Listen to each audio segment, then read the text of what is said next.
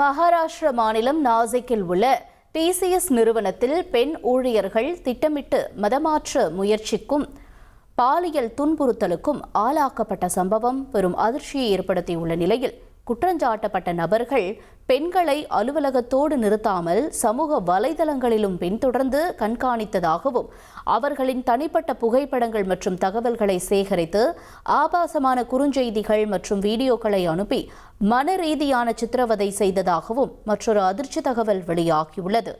பாதிக்கப்பட்ட பெண்கள் யாரையாவது சந்தித்தால் அல்லது எங்கு சென்றாலும் அதை கண்காணித்து மிரட்டியதும் போலீஸ் விசாரணையில் உறுதியாகியுள்ளது.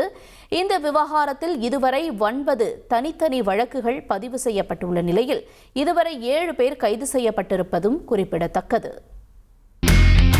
இனி செல்லும் இடமெல்லாம் செய்தி. தந்தி டிவியின் வாட்ஸ்அப் சேனலை ஃபாலோ பண்ணினா செல்லருக்கும் இடமெல்லாம் செய்தி. இதோ QR கோட் இப்பவே ஸ்கேன் பண்ணுங்க, ஃபாலோ பண்ணுங்க.